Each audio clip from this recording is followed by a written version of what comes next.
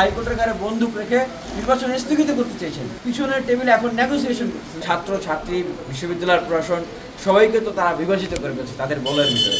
এখন ডাকসুর ভিতর দিয়েও যদি আসলে সেভাবেই তারা যদি ভাগাভাগি করে নেন, বিভিন্নভাবে নেগোসিয়েশন করে, তাহলে তো যেই আপনার হচ্ছে যে লাউ সেই কদি হলো। তবে আমি মনে করি যে বিশ্ববিদ্যালয়ের শিক্ষার্থীরা এটা হতে দেবেন না।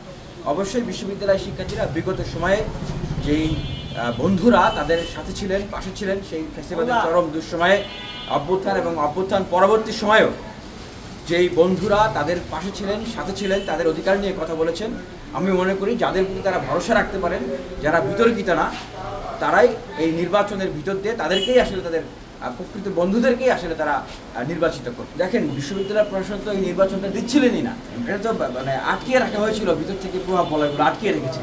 যারা এখন জেতার জন্য সেই প্রভাবগুলো খাটাচ্ছে বা এখন নেগোসিয়েশন করতেছে, তারা তাদের ভিতরেই ভাগবাটোয়ারা করে রাখার জন্য।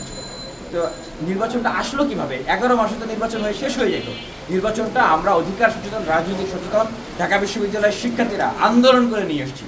আমি নিজে অনশন করেছি, মরণপণ ফাইট করেছি, শিক্ষার্থীরা সাথে ছিলেন। এই জন্যই তো বলছি যে প্রভাব বলয়গুলো নির্বাচন হতে দেন নাই এতদিন, নির্বাচনকে আটকে রেখেছিলেন। যখন তারা শিক্ষার্থীদের চাওয়ার কাছে, দাবির কাছে বাধ্য হয়ে তফসিল ঘোষণা করলেন, তারপরেও হাইকোর্টের গায়ে বন্দুক রেখে নির্বাচন স্থগিত করতে চেয়েছেন।